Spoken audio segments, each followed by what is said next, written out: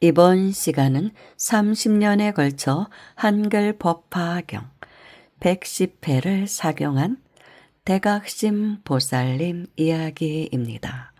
이 내용은 2021년 법보신문에 실렸던 내용입니다.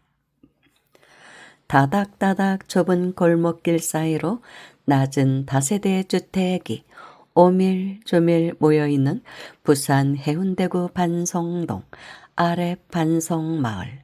이 마을 주택들과 어우러져 규모는 비록 작지만 꾸준한 수행지도로 내실을 다져온 도량이 있다. 대한불교 법화종 용수사이다. 주위를 오가는 이들이 절이 있는지도 모를 정도로 소박한 이 도량에 최근 봄꽃처럼 훈훈한 소식이 퍼졌다.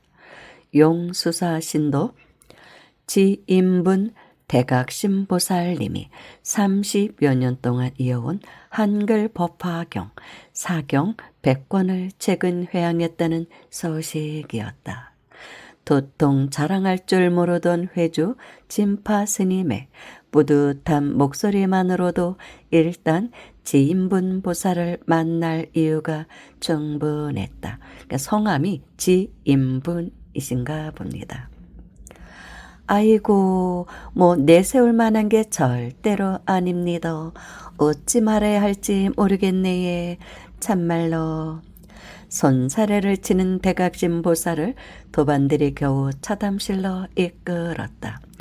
오손도손 둘러앉은 가운데 펼치는 스님의 넉넉한 소참법문 덕분에 때늦은 춘 3월의 한파도 금방 자취를 감췄다. 비로소 대각심보살도 이야기를 꺼냈다. 주름진 얼굴에는 옛 시름보다 잔잔한 미소가 먼저 피어났다.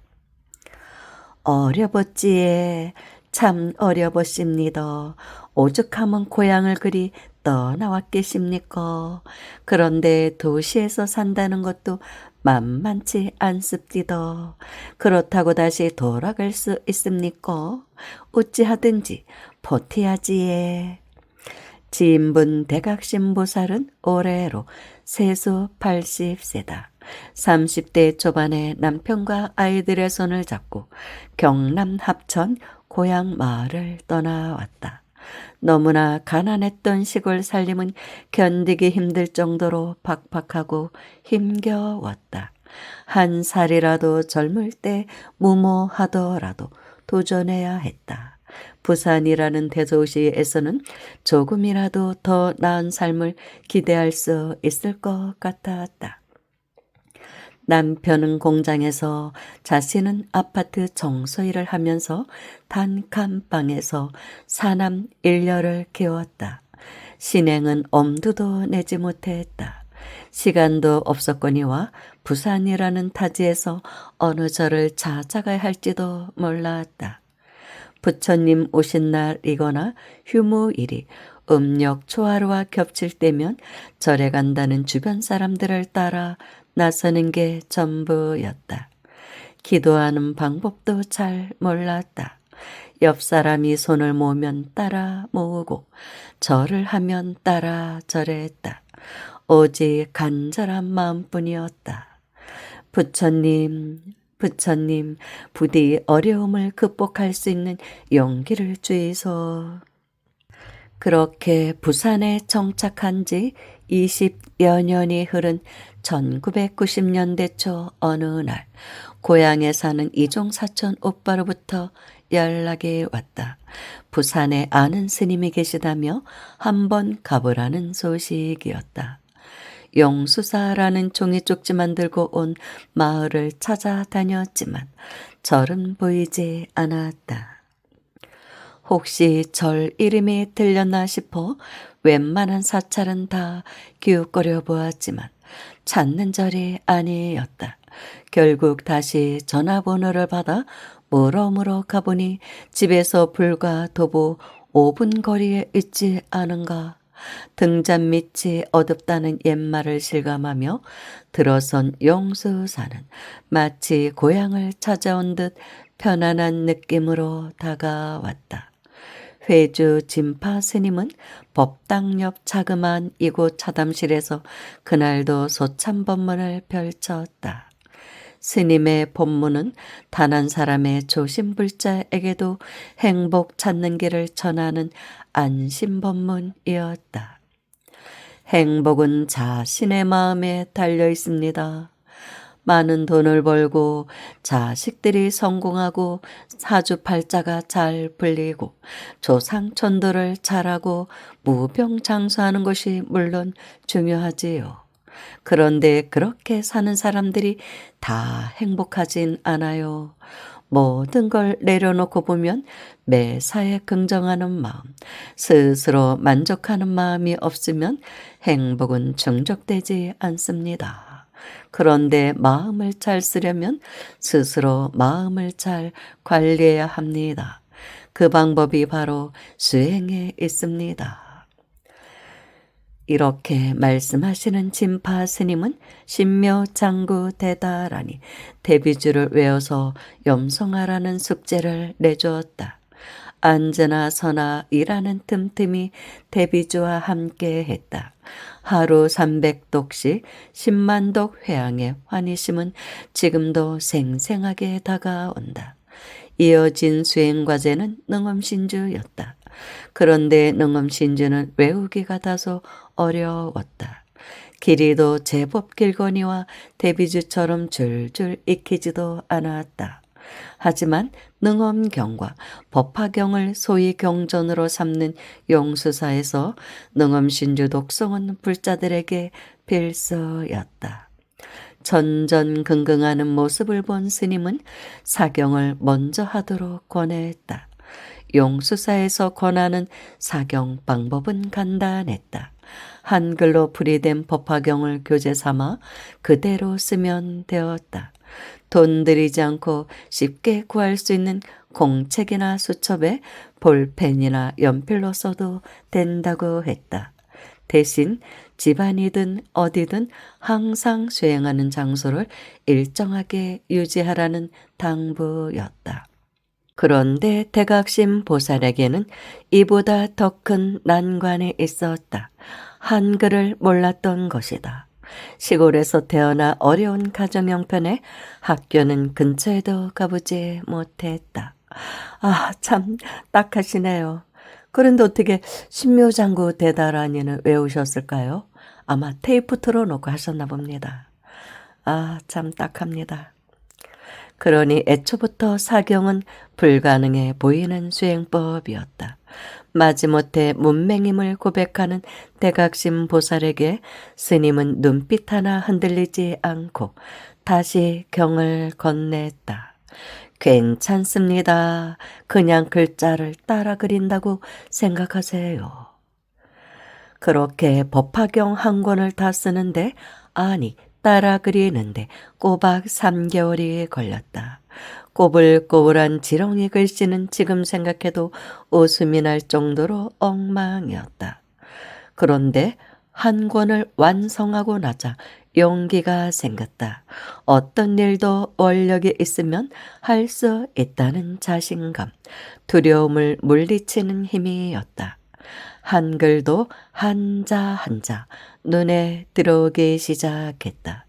경전 속에서 만난 단어가 거리의 간판에서 발견되었고 은행과 우체국, 공과금 용지에서도 글씨들이 보이기 시작했다.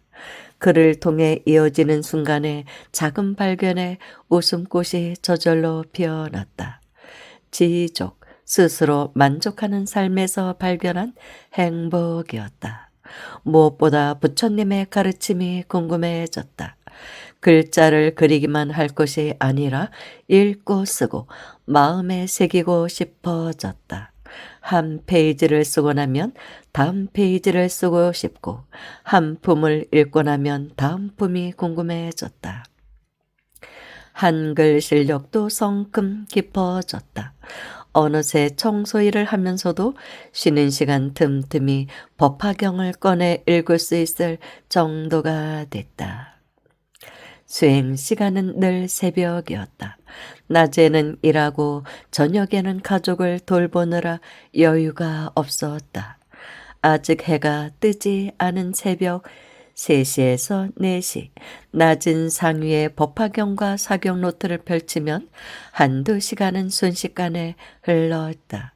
아침 햇살과 함께 감사 기도로 마무리하는 수행은 일상이 됐다. 경전의 바다에서 행복감으로 충만한 하루를 시작하니 매일 새로움과 기쁨을 마주했다. 사경 수행이 거듭되면서 마음속에는 한 가지 발언이 굳건해졌다. 이번 생의 법화경 108권 사경을 완성하겠다는 원력이었다. 말이 쉬워 108권이지 도전하기 힘든 목표였다. 여기저기서 들리는 육체의 신호도 무시할 수 없었다. 오랜 청소일로 허리가 성치 않았고 평소 팔을 많이 사용하다 보니 글씨를 쓰는 속도는 점점 느려지기만 했다. 그렇다고 허투루 쓰는 법도 없었다. 깨알 크기 같은 글씨 속에 경전의 가르침을 모두 담듯 정성을 쏟았다. 그렇게 수십 년 수행을 이어온 대각심 보살에게 코로나 여파는 오히려 기회였다. 벌이가 끊겼고 아들도 직장을 잃었지만 그는 의연했다. 아들은 다시 직장을 구하면 될 일이었다. 마침 한 도반에게서 받은 한 아름의 노트가 있었다. 코로나 때문에 지난해는 윤달에 부처님 오신 날을 지냈지에 그 이후부터는 밥 먹고 잠자는 시간 이외에는 줄곧 사경을 했으에 한 달에 한 권 이상 쓴 것 같습니다. 연말쯤 되니까 어느새 108권을 다 채웠더라고. 예. 공책도 남아있고 해서 2권을 더 써가지고 올해 초에 110권으로 사경 수행을 회양하게 된 기라. 예. 저도 놀라고 스님도 놀라셨지. 용수사에서는 불자들이 정성껏 사경한 기록을 모두 용수사 합천도량 경탑에 봉안한다. 몇 해 전 1차 봉안식이 있었으며 조만간 2차 봉안식을 가질 예정이다. 용수사에는 사경 수행을 이어가는 불자들이 모여서 능엄회도 만들었다. 회원들은 매일 1,000원씩 십시일반 보시금을 꾸준히 모아 지역의 어려운 청소년을 위해 장학금을 전달하며 보살행을 실천한다. 부산 도량과 합천 도량 2곳에는 능엄경에 기반한 능엄단도 조성돼 있다. 이곳에서 불국토를 향한 정진을 거듭할 수 있다. 회주 진파 스님은 간절한 법문으로 법의 길을 안내하고 해군 법사 출신 주지 행원 스님은 발빠른 행정을 펼치며 사부대중을 이끈다. 대각심 보살 역시 능엄의 일원으로 기도와 정진을 거듭하며 자신과 가족, 도반들과 행복을 공명하고 자신보다 더 어려운 이웃을 위한 삶을 이어가는 것이다. 그렇다면 수행의 차원은 어떨까? 법화경 사경을 회양하고 능엄신주 독성을 다시 시작했다는 대각심 보살에게 앞으로의 발언을 물어보았다. 잠시 생각에 잠긴 그는 이내 미소를 머금으며 말했다. 저는 관세음보살님을 닮아가고 싶을 뿐이지에 법화경을 보면 볼수록 보살님의 원과 행이 참으로 거룩합니다. 스님의 가르침을 따라 도반들과 함께 그 길을 가고 싶습니다. 참 순박하고 소박하고 순수하고 대단한 보살님이십니다. 다음 생에는 큰 스님이 되실 것 같습니다. 이런 분들은 반드시 다음 생에는 수행자가 됩니다. 감사합니다.